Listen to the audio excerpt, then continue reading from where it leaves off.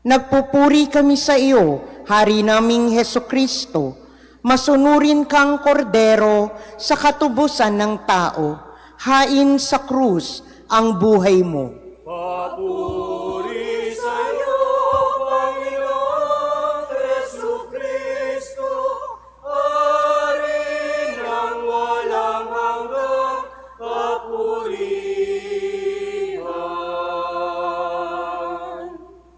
Sumainyo ang Panginoon. At sumaiyo rin. Ang mabuting balita ng Panginoon ayon kay San Juan. Papuri sa iyo, Panginoon. Noong panahong iyon, habang nakahilig kasama ng kanyang mga alagad, nagugulumihanang sinabi ni Jesus, "Tandaan ninyo, ako'y ipagkakanulo ng isa sa inyo." Nagkatinginan ang mga alagad. Hindi nila alam kung sino ang kanyang tinutukoy. Ang alagad na minamahal ni Jesus ay nakahilig, nakalapit niya. Kinalabit siya ni Simon Pedro at sinabi, "Itanong mo kung sino ang tinutukoy niya." Kaya humilig siya sa dibdib ni Jesus at tinanong, "Panginoon, sino po ba ang tinutukoy ninyo?" Sumagot si Jesus, "Ang ipagsawsaw ko ng tinapay, siya na nga." At nang maisawsaw ang tinapay, ibinigay niya ito kay Judas na anak ni Simon Iscariote. Nang matanggap na ni Judas ang tinapay, si Satanas ay pumasok sa kanya. Sinabi ni Jesus, "Gawin mo na ang gagawin mo." Ngunit isa man sa mga kasalo niya ay walang nakaalam kung bakit niya sinabi ito. Sapagkat si Judas ang nag-iingat ng kanilang salapi. Inakala nilang pinabibili siya ni Jesus ng kakailanganin sa pista o kaya'y pinapaglilimos sa mga dukha. Nang makain na ni Judas ang tinapay, siya'y umalis. Gabi na noon. Pagkaalis si Judas ay sinabi ni Jesus, "Ngayon, mahayag na ang karangalan ng anak ng tao at mahayag din ang karangalan ng Diyos sa pamamagitan niya. At kung mahayag na ang karangalan ng Diyos, ang Diyos naman ang maghahayag ng karangalan ng anak at gagawin niya ito agad. Mga anak, kaunting panahon na lamang ninyo akong makakasama. Hahanapin ninyo ako, ngunit sinasabi ko sa inyo ngayon, ang sinabi ko na sa mga Hudyo, hindi kayo makapupunta sa paroroonan ko." "Saan po kayo pupunta, Panginoon?" tanong ni Simon Pedro. Sumagot si Jesus, "Sa paroroonan ko'y hindi ka makasusunod ngayon, ngunit susunod ka pagkatapos." "Bakit po hindi ako makasusunod sa inyo ngayon?" tanong ni Pedro. "Buhay ko may iaalay ko dahil sa inyo." Sumagot si Jesus, "Iaalay mo ang iyong buhay dahil sa akin? Tandaan mo, bago tumilaok ang manok, makaitlo mo akong itatatwa." Ang mabuting balita ng Panginoon. Pinupuri ka namin, Panginoong Hesukristo. Isang magandang umaga po sa inyong lahat. Ngayon po ay Martes Santo ng mga tinatawag nating mga mahal na araw. Sabihin nyo nga po, mahal na araw.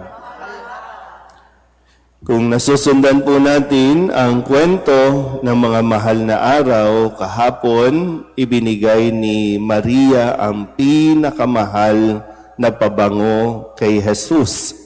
No? At doon ay humalimuyak sa buong paligid ang bango. No? Dahil siyempre kapag mahal mo, talagang ibubuhos mo lahat-lahat.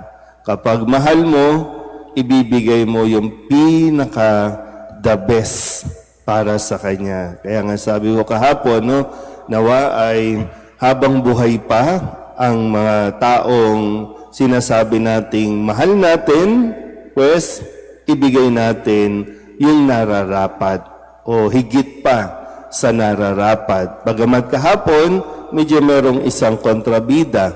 No, sabi ni Judas, sayang naman yung pabango. Kung ipinagbili pa, mas marami sanang natulungan. Sabi naman, no, eme-eme lang ni Judas, no, dahil nga si Judas ay kilala na rin na nangungupit sa kanilang pondo at doon ay hindi ko alam, wala naman na nabanggit, pero sinabi lang ay kumukupit siya sa kanilang dahil nga siya ang nag-iingat o may hawak ng kanilang pondo.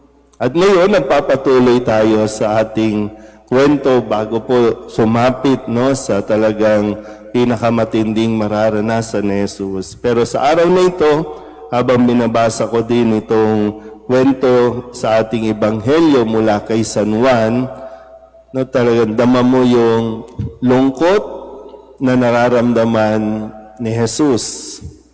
Pero kung babasahin ko ito, hindi lang lungkot, siguro mayroon din panghihinayang. Dahil nga kinutkop niya ang mga alagad at alam na niya na ipaghuhudas siya, ipagkakanulo siya ni Judas.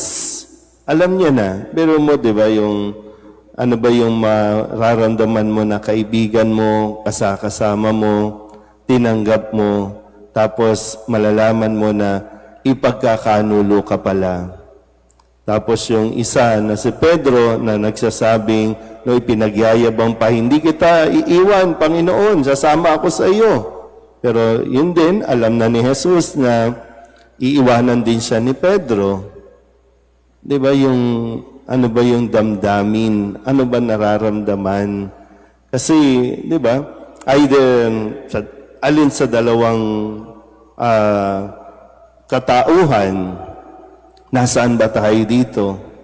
Gaano ba tayo katapat sa nagmamahal sa atin? Gaano ba tayo katapat sa tumatanggap sa atin?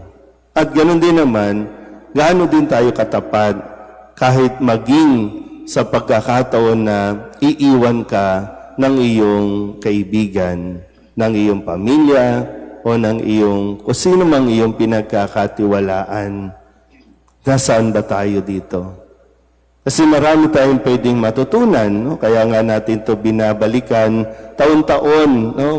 Pinagninilayan natin ito, nang sa ganon matuto tayo kung paano dapat makitungo sa ating kapwa.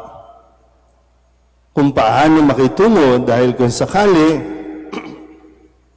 na mapunta tayo sa ganitong sitwasyon, ang isang, di ba, kung nagmamature tayo sa ating pananampalataya, hindi na natin uulitin ang pagkakamali na nagawa ng nakalipas. Kasi nga, di ba, alam mo ang pakiramdam ng ipaghudas ka. Alam mo na ang pakiramdam ng iniiwan ka sa ere. So bakit mo gagawin sa iyong kapwa?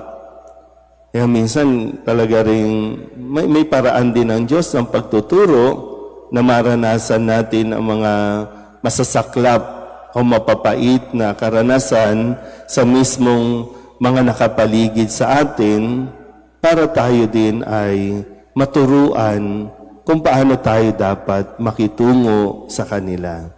Na kahit na hindi sila naging tapat, pipiliin mo pa rin maging tapat sa kanila.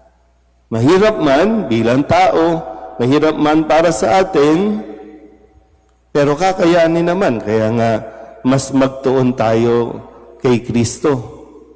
Hindi na sa ibang mga karakter, sa ibang mga tauhan, ituon natin ang ating pong atensyon kay Kristo. Nang sa ganun, mas maging matatag tayo. Okay lang naman kung gusto mong malungkot, kung gusto mong magaling, kung gusto mong ma-disappoint, okay lang yan. Pero wag kang magpapakain dyan. Naaabot tayo sa tinatawag nating depression na hindi tayo makamove on.